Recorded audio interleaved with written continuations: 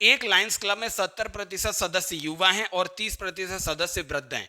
वृद्ध सदस्यों की औसत आयु 40 वर्ष है और युवाओं की औसत आयु 20 वर्ष है। तो सभी सदस्यों की औसत आयु कितनी होगी? तो टोटल की एवरेज एज जो हो जाएगी, देखिए दोस्तों, N1 युवाओं की औसत आयु कितनी है? A1। तो N2 वृद्धों की औसत आयु कितनी है? A2। तो बस यही शॉर्ट ट्रिक लगाना है, N1 A1 plus N2 A2 upon N1 plus N2। 70 गुणा 20 हो जाएगा 1400 प्लस 30 गुणा 40 हो जाएगा 1200 और इसे डिवाइड करेंगे 100 से। 14 और 12 कितना हो जाएगा? 26 ईयर जो है ये एवरेज एज है।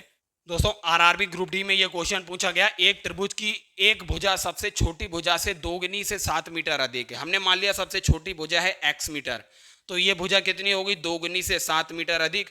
और जो तीसरी भुजा थी वो इसके 3 गुने से 5 मीटर अधिक थी। तो इसका परिमाप 90 मीटर दिया गया था। तो परिमाप क्या हो जाएगा? तीनों भुजाओं को जोड़ेंगे, 3 2 5 और 1 6x प्लस का 12 बराबर 90 हो जाएगा।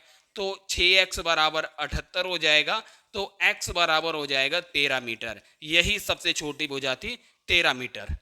देखिए दोस्तों आरआरबी ग्रुप डी में ये क्वेश्चन पूछा गया, आपको दो संख्याओं का युग्म दिया गया था, उसमें बोला गया था कि दोनों संख्याएं अभाज्य संख्याएं नहीं हैं, नॉन प्राइम नंबर हैं, लेकिन आपस में वे जो हैं को प्राइम हैं, मतलब परस्पर अभाज्य होंगे। तो दोस्तों अगर आप इसके ऑप्शन को देखेंगे, दोस्तों क्वेश्चन में आपको दिया गया था कि दोनों संख्याएं जो हैं अभाज्य संख्याएं नहीं हैं, लेकिन ऑप्शन में देखिए 11 और 17 अभाज्य हैं, तो ये गलत हो गया। इसमें देखिए 19 अभाज्य है, ये भी गलत हो गया। अब इन दोनों में देखिए दोस्तों दूसरी कंडीशन दी गई थी कि ये दोनों आपस में अभाज्य होंगी। इन दोनों का HCF जो है दोस्तों क्या है?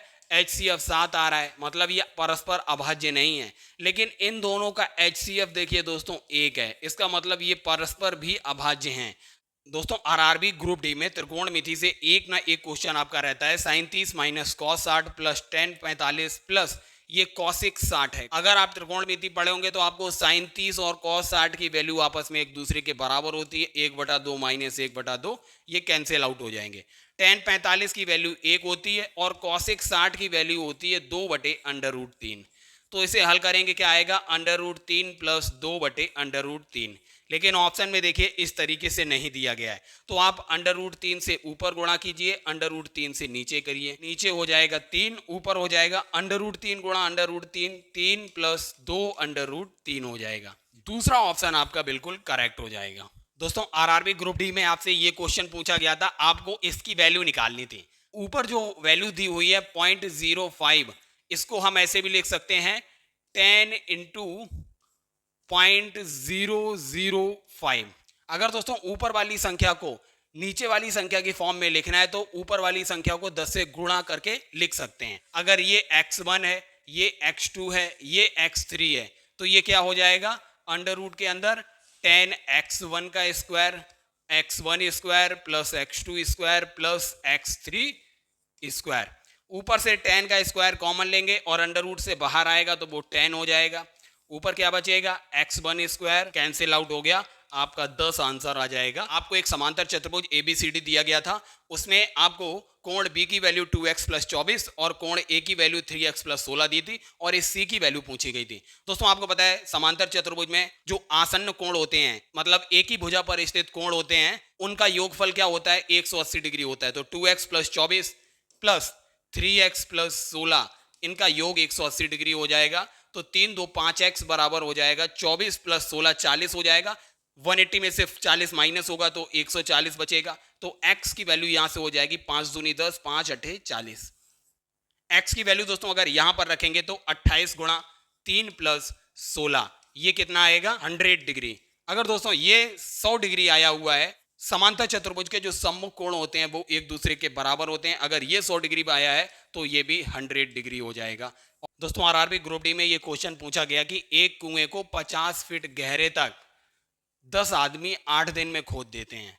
100 फीट कुएं को 10 दिन में खोदने के लिए कितने आदमियों की जरूरत पड़ेगी? तो दोस्तों MDH/W का फॉर्मूला याद रखिए, MDH/W।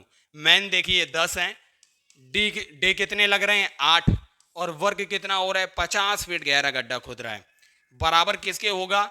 मैन एक्स मान लिए हमने, डे 10 है और 100 फीट गहरा गड्ढा खोदना है। तो 50 दूनी 100 हो जाएगा, 2 पंजे 10 हो जाएगा और 5 दूनी 10 हो जाएगा, 8 दूनी 16। तो कितने आदमी चाहिए? 16 आदमियों की जरूरत पड़ेगी। पहला ऑप्शन करेक्ट होगा। दोस्तों आरआरबी ग्रुप डी में ये ट्रेन से संबंधित क्वेश्चन पूछा गया था कि 150 मीटर लंबी ट्रेन जो है 100 मीटर लंबी सुरंग को कितने सेकेंड्स में पार कर लेगी, जबकि ट्रेन की स्पीड 25 किलोमीटर प्रति घंटा दी थी। तो दोस्तों कुल दूरी कितनी चलनी पड़ेगी? 150 प्लस 100 अर्थात 250 मीटर की दूरी चलनी पड़ेगी। और स्पीड कितनी दी थी? 25 किलोमीटर प्रति घंटा को किलोमीटर पर घंटे को अगर मीटर पर सेकंड में चेंज करेंगे तो 5/18 से आपको इसको मल्टीप्लाई कर देंगे। दूरी बराबर होता है चाल 25 गुणा 5/18 दी हुई थी और टाइम टी। 25 से ये कट हो जाएगा, 25 धाम 250, 5 दूनी 10 हो जाएगा, तो 18 दूनी 36 सेकेंड का टाइम लगेगा उस टनल को क्रॉस करने में। दोस्तों आरआरबी ग्रुप डी में ये ट्रेन से संबंधित क्वेश्चन पूछा गया था कि 150 मीटर लंबी ट्रेन जो है 100 मीटर लंबी सुरंग को कितने सेकेंड्स में पार कर लेगी, जबकि ट्रेन की स्पीड 25 किलोमीटर प्रति घंटा दी थी। तो दोस्तों कुल दूरी कितनी चलनी पड़ेगी? 150 प्लस 100 अर्थात 250 मीटर की दूरी चलनी पड़ेगी। और स्पीड कितनी दी थी? 25 किलोमीटर प्रति घंटा को किलोमीटर पर घंटे को अगर मीटर पर सेकंड में चेंज करेंगे तो 5/18 से आपको इसको मल्टीप्लाई कर देंगे। दूरी बराबर होता है चाल 25 गुणा 5/18 दी हुई थी और टाइम टी। 25 से ये कट हो जाएगा, 25 धाम 250, 5 दूनी 10 हो जाएगा, तो 18 दूनी 36 सेकेंड का टाइम लगेगा उस टनल को क्रॉस करने में। दोस्तों आपका ऐसा कोई भी एग्जाम नहीं है जहां इस तरीके का प्रश्न नहीं पूछा जाता है प्रतिशत से। यदि किसी वर्ग की प्रत्येक भुजा में 20% की वृद्धि की जाती है तो आपको बताना है इसके क्षेत्रफल में कितने प्रतिशत की वृद्धि होगी। तो दोस्तों इक्विवेलेंट परसेंटेज का ट्रिक याद रखिए क्या होता है। देखिए प्रत्येक भुजा में कितने प्रतिशत की वृद्धि हो रही है? 20%। तो 20 प्लस 20 प्लस 20 गुणा 20/100, 40 प्लस हो जाएगा 4, तो 44% की वृद्धि होगी इस वर्ग के क्षेत्रफल में।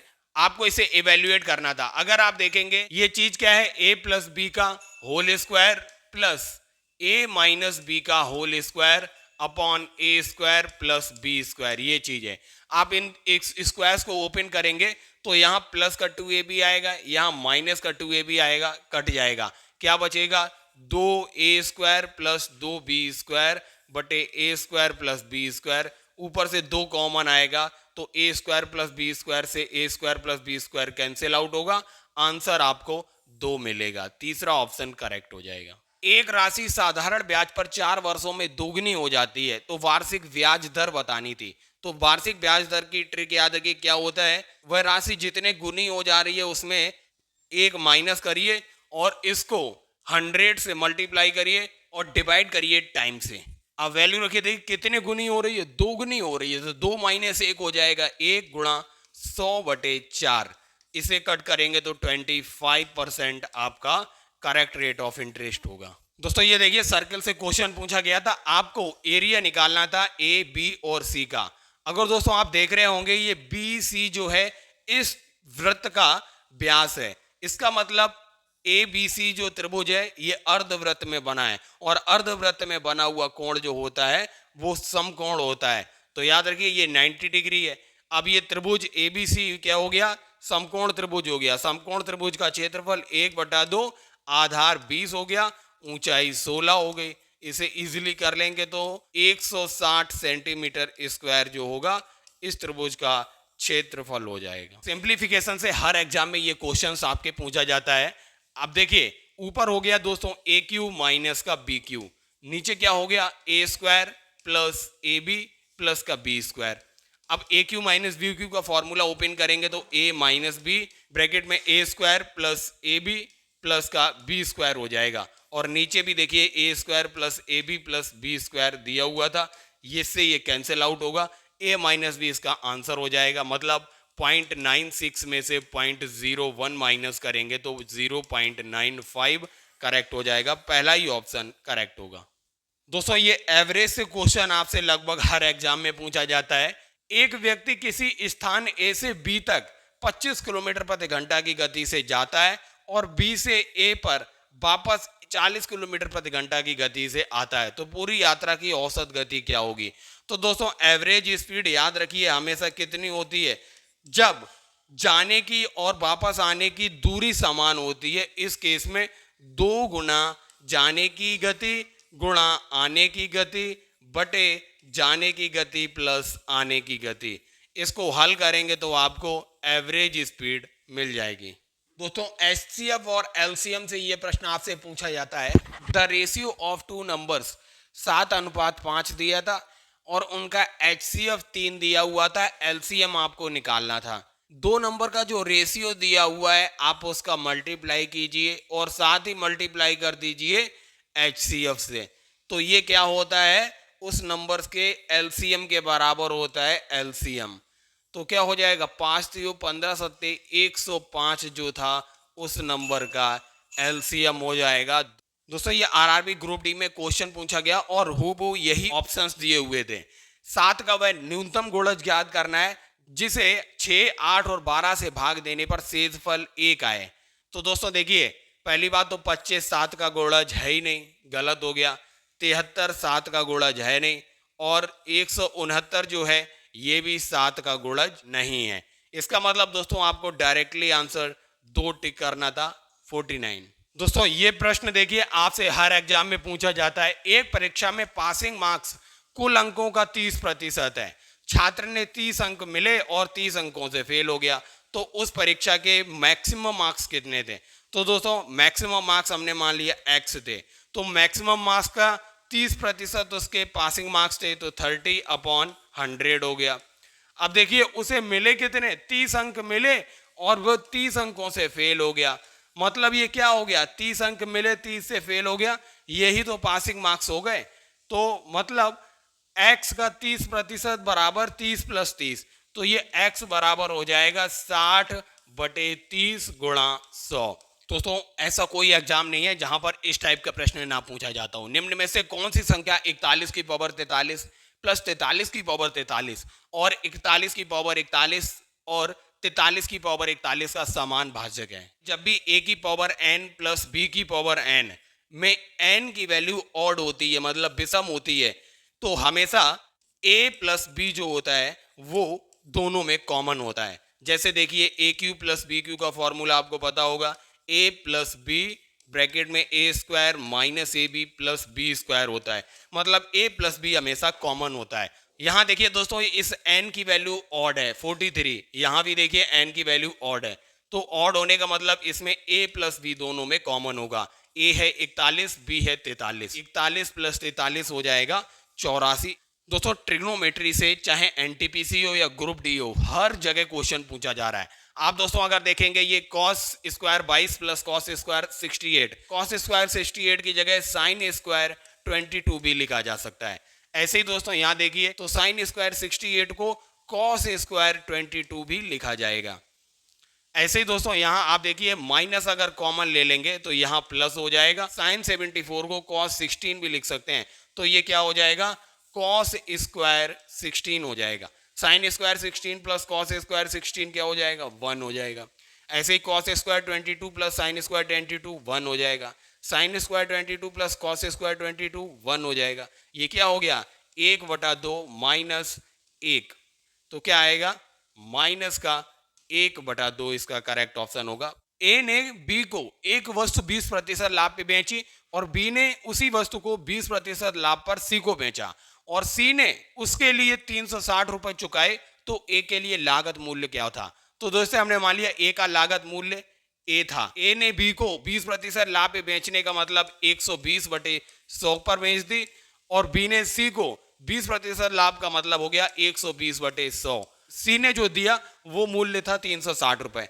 इजिली हल हो जाएगा, 00 से ये 00 कैंसिल आउट करेंगे और 12 से इसको पूरा कट कर देंगे, 12 दियो 36 हो जाएगा 30। एक की वैल्यू क्या निकल के आएगी, 30 गुणा 100/12 निकल के आएगी और 25 दाम 250 रुपए हो जाएगा।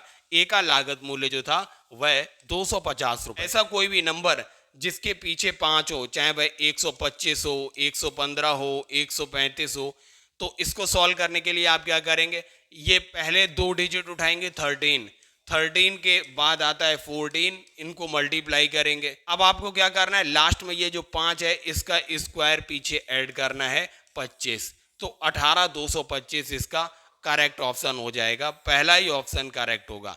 अब दोस्तों इसी तरीके से आप 125 और 115 का आंसर कमेंट सेक्शन में कमेंट कीजिए।